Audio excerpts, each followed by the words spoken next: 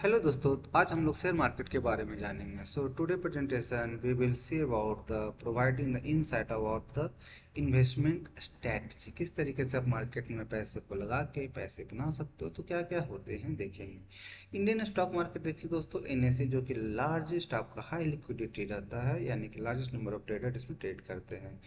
NSE Nifty 50 जो बनेगा, top 50 का इंडेक्स बनेगा। निफ्टी 50 टॉप 50 कंपनी का, बीएसई 30 टॉप 30 कंपनी का आपका इंडेक्स बनाता है। ठीक है दोस्तों, अब उसी तरीके से हम लोग देखते हैं दोस्तों, तो जब भी हम लोग देखते हैं तो एनएससी में ज़्यादा आपका वोलेटिलिटी मिलेगा, बीएससी में आपका कम एक्सचेंज में ट्रेड होता है। ठीक। अब देखेंगे current market condition and trend, economic growth. देखिए मार्केट अपना इंडियन मार्केट काफ़ी बूम है, तो हमेशा पैसे बनाइए और एक तरीके से आप स्टडी ग्रोथ देख सकते हैं मार्केट में। So you can see and you can enjoy the high benefit. Inflation एक हमेशा से कंसर्न रहा है to beat the growth. So government there are several policy में चेंजेस करते रहते हैं, जिससे कि हमेशा रिटर्न जो है इन्फ्लेशन को बीट करके पॉजिटिव रिटर्न मिलता रहे। ग्लोबल मार्केट वॉलेटिलिटी जब भी देखेंगे, रसिया वार, आपका यूक्रेन, तो जितने भी तरीके से ग्लोबल आपका टेंशन होता है तो मार्केट से अवेयर रहे। तो जब भी आपका ग्लोबल जो पॉलिटिकल टेंशन, इकोनॉमिकल अनसर्टेनिटी, उसमें मार्केट से अवेयर रहें, your money will be safe. Factor influence the stock market, monetary policy आपका जो भी गवर्नमेंट पॉलिसी लेके आता है तो मार्केट वो उससे अफेक्टिंग करेगा। Borrowing cost for business, lower borrowing cost रहेगा, obviously business will be higher. Boom. Government policy दोस्तों, जितना गवर्नमेंट का पॉलिसी एकदम से कंज्यूमर फ्रेंडली रहेगा, इन्वेस्टर फ्रेंडली रहेगा, market will be positive and growth will be higher. Corporate earning, जितना corporate earn करेंगे उतना डिविडेंड मिलेगा, उतना ज़्यादा आपका जीडीपी ग्रोथ होगा और एक आदमी का प्रोफाइल ग्रीन हो जाएगा, पैसे बनेंगे। सो जितना ज़्यादा अर्निंग उतना ज़्यादा आपके पास पैसे पहुँचेंगे। सेक्टर वाइज परफॉर्मेंस एनालिसिस देखेंगे, टेक्नोलॉजी, एआई का ज़माना है, आर्टिफिशियल इंटेलिजेंस, आईटी में पैसे लगाइए, पैसे बनाइए। तो उस तरीके से आप टीसीएस में पैसे लगाइए, जितना भी आपका है। So you can invest such way that you can have the balance the portfolio. IT sector आपका, फार्मा सेक्टर, मेटल सेक्टर, जितने भी सेक्टर में बैलेंस पोर्टफोलियो बनाइए। Financial, the financial sector has been mixed performance influence by the rising interest rate, economic growth. Consumer discretionary, the consumer discretionary sector benefit, तो आपका FMCG sector हो गया। उस तरीके से देखिए, जब भी आप देखते हो हमेशा एक वाइज इन्वेस्टर बनिए, मनी को वाइजली इन्वेस्ट करना है और एकदम से study growth. Growth should be study, जितना ज़्यादा स्टडी ग्रोथ रहेगा उतना ज़्यादा लाइफ में आप आगे बढ़ते जाओगे। तो investment strategy for Indian market, growth investing, value investing. तो उस तरीके से जो भी आपका है डिविडेंड जहाँ पे मिलेगा उसमें पैसे लगाने हैं। जो कंपनियां का ग्रोथ है, जैसे कि फार्मा सेक्टर आपका देखोगे काफ़ी ग्रोथ करे, आईटी सेक्टर ग्रोथ करे, तो उस तरीके से जहाँ पे डिमांड ज़्यादा ग्रोथ है।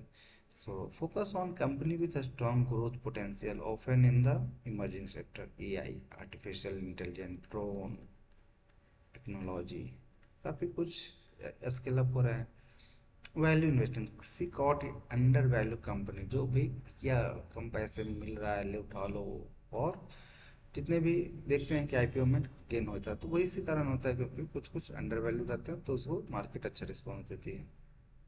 डिविडेंड इन्वेस्टिंग, इन्वेस्ट कर दो बीपीसीएल में, पावर ग्रिड में, आपको डिविडेंड मिलते रहता है।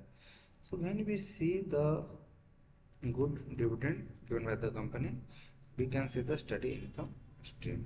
ठीक है दोस्तों, वोलाटिलिटी होना जरूरी है। अगर एकदम से स्टडी रहेगा तो मार्केट कैसे काम चलेगा। So the Indian stock market can be volatile, influence by the global events. अगर जैसा पॉजिटिव है तो पॉजिटिव, निगेटिव है तो negative, both the point aspects.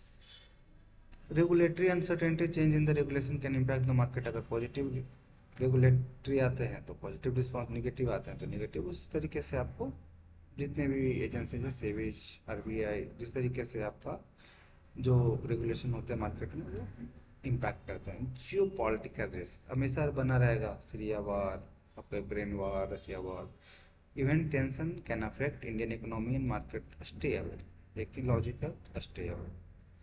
Outlook and future consideration, long term growth, हमेशा मार्केट देखिएगा लॉन्ग टर्म में।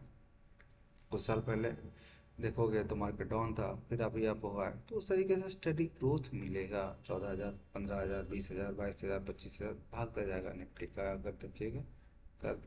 सो when we see the steady growth, keep investing. SIP कर लो, अब जिस तरीके से म्यूचुअल फंड में कर लो। सो बस हमेशा एक लॉन्ग टर्म की तरह सोचना चाहिए। Indian strong economic fundamental growth potential support a positive long term outlook. ठीक है दोस्तों। Digital transformation, the rapid adoption technology and digital services create new investment opportunity, तो नया इन्वेस्टमेंट अपॉर्चुनिटी आपके लिए मिलेगा।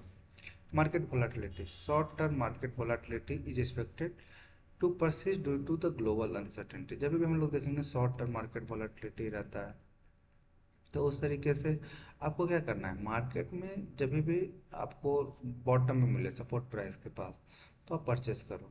स्टॉक हो या स्टॉक्स, हमेशा सपोर्ट प्राइस के पास परचेस कर लो। और बाई जब कम में करोगे तो बेचोगे ज़्यादा में, तो प्रॉफिट मिलेगा। तो दिस इज ऑल। आप हमारे साथ फ्री डिमेट अकाउंट ओपन कर सकते हैं और हमारे साथ कॉल करके पूछ सकते हैं। Thank you.